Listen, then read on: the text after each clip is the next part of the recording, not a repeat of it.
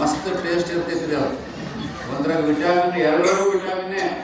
ಅವನು ತಿಂದು ನೀರು ಕುಡಿದು ಹೋದ್ರೆ ಮತ್ತಿಗೆ ಸಾಯಂಕಾಲ 7 ಗಂಟೆಗೆ ಊಟ ಮಾಡೋದು.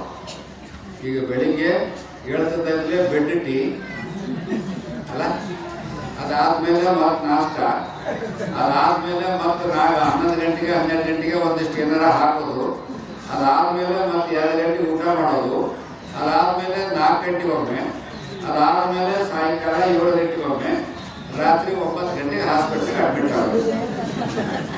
ನಮ್ಮವು ಈಗೆಲ್ಲ ನಡೆದಿರೋಲ್ಲ. ಕಾಲಕ್ಕೆ ಅವ್ರು ಅದನ್ನ ತಿಂದು ಬದುಕಿದ್ರು. ಅವರು 100 ವರ್ಷ, ಇವತ್ತು 70, 90 ವರ್ಷ ಆರಾಮ ಜಡ್ಡಿಲ್ಲಾದ ಬದುಕಿದ್ರು. ಯಾಕೆಂದ್ರೆ ಅವ್ರು ತಿಂದದ್ದೆಲ್ಲ ವಿಟಾಮಿನ್ ಇರ್ತದೆ ಅದ್ರಾಗೆಲ್ಲ. ನಾವು ತಿನ್ನೋದ್ರಲ್ಲಿ ವಿಟಾಮಿನ್ ಇಲ್ಲ. ಬ್ರೆಡ್ ತಿಂತೀರಿ, ಅದಂತೂ ವಿಟಾಮಿನ್ ಇಲ್ಲ. ಸ್ವಲ್ಪ ಬಾಯಿ ಭಾಳ ಟೇಸ್ಟ್ ಇರ್ತದೆ. ಅದನ್ನೆಲ್ಲ ಬಂದು ನಮಗೆ ರೋಗವನ್ನು ಹೆಚ್ಚು ಮಾಡ್ತಕ್ಕಂಥ ವ್ಯವಸ್ಥೆಯನ್ನು ಮಾಡಿಕೊಡ್ತೀವಿ ನಾವೆಲ್ಲ. ಅದಕ್ಕೆ ನಾವು ಕಲಿತ ಮೇಲೆ ಏನು ಬದಲಾವಣೆ ಆಗಬೇಕಾಗಿತ್ತು ಆ ಬದಲಾವಣೆ ನಮಗೆ ಬರ್ತಾ ಇಲ್ಲ. ರೋಗಗಳು ಹೆಚ್ಚಾಗ್ತಾ ಇದ್ದಾವೆ, ಕೇಸ್ಗಳು ಹೆಚ್ಚಾಗ್ತಾ ಇದ್ದಾವೆ. ಎಂತೆಂಥ ಮಹಾತ್ಮರು ಬಂದು ಹೋದ್ರು ಎಲ್ಲ ಒಟ್ಟು. ಸಿದ್ದೇಶ್ವರ ಸ್ವಾಮಿಗಳಂತವ್ರು ಈ ಊರಲ್ಲಿ ಸುಮಾರು 3 ಬಾರಿ ಪ್ರವಚನ ಮಾಡಿದ್ರು. ಎಷ್ಟು ಬದಲಾವಣೆ ಆದ ನಾವು.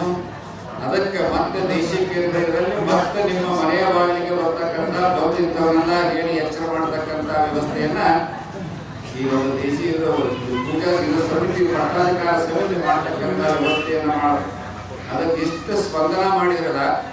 ಇಷ್ಟು ಸ್ಪಂದನ ಅಂತಂದ್ರೆ ಇಷ್ಟು ಸ್ಪಂದನ ಸಿಗುತ್ತೋ ಇಲ್ಲವಾಗಿತ್ತು ಅಂತ ಇಷ್ಟು ಸ್ಪಂದನ ಇನ್ನೂ ಹೆಚ್ಚು ಸ್ಪಂದನ ಮಾಡಿದ್ರು. ಎಷ್ಟು ಧಾರ್ಮಿಕ ಭಾವನೆಗಳು ಇವೆಲ್ಲ ಈ ಭಾರತೀಯ ಸಂಸ್ಕೃತಿಯಲ್ಲಿ. ಎಷ್ಟು ಜನ ಬಂದು ಈ ಭಾರತೀಯ ಸಂಸ್ಕೃತಿಯನ್ನ ತುಳಿಲಿಕ್ಕೆ ಹೋದ್ರು. ಆದರೆ ಇನ್ನೂ ಉಳ್ಕೊಂಡಿದೆ. ಜಿಗದ ಮೇಲೆ ಬರ್ತದೆ. ಎಂತೆಂಥವ್ರು ಬಂದವರು ಈ ದೇಶದಲ್ಲೆಲ್ಲ ಒಟ್ಟು. ಎಂತೆಂಥ ರಾಜರು ದೇಶವನ್ನು ಉಳಿಸ್ಲಿಕ್ಕೆ ರಾಜರು ಬಂದರೆ, ದೇಶವನ್ನ ಸಂಸ್ಕೃತಿಯನ್ನ ಅಳಿಸ್ಲಿಕ್ಕೂ ರಾಜರು ಬಂದರು ಎಲ್ಲ ಒಟ್ಟು. ಅವೆಲ್ಲ ರಾಜರ ಒಂದು ಇದರಲ್ಲಿ ಬಂದಂಥ ಒಂದು ಸಂಸ್ಥೆ ಇವತ್ತು ಸಹಿತ ನಾವು ಭಾರತೀಯ ಸಂಸ್ಕೃತಿಯನ್ನ ಜಿಗದ ಮೇಲೆ ಬಂದು ಇದೀವಿ ಅನ್ನೋ ಒಂದು ಶಕ್ತಿಯನ್ನ ತೋರಿಸ್ತಕ್ಕಂಥ ಕೆಲಸಗಳೇ ಈ ಪಟ್ಟಾಧಿಕಾರ ಮಹೋತ್ಸವ ಸಮಿತಿಯಲ್ಲಿ ಬರ್ತಕ್ಕಂಥ ಒಂದು ವ್ಯವಸ್ಥೆ. ಕೇವಲ ಒಂದು ಸಮಾಜ ಅಲ್ಲ, ಎಲ್ಲರೂ ಬಹಳ ಆತ್ಮೀಯತೆಯಿಂದ ಕೊಡ್ತಕ್ಕಂಥ ಒಂದು ವ್ಯವಸ್ಥೆ.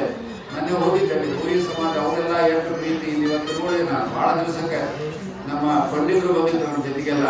ಅವರು ಬೇರೆ ಕಡೆ ಹೋಗ್ತಕ್ಕಂಥ ವ್ಯವಸ್ಥೆ ನೋಡಿದ್ರು ಹೋದ್ರು. ಸಂಪಂಗಿಯವರು ಅಂತ ಹೇಳಿ ನಿಮಗೆಲ್ಲ ಗೊತ್ತದ. ಭಗವದ್ಗೀತೆಯನ್ನು ಬಹಳ ತುಂಬ ಚೆನ್ನಾಗಿ, ಸಂಸ್ಕೃತವನ್ನು ಬಹಳ ತುಂಬ ಚೆನ್ನಾಗಿ ಹೇಳ್ತಕ್ಕಂಥ ವ್ಯವಸ್ಥೆಯನ್ನು ಇಟ್ಕೊಂಡವರು.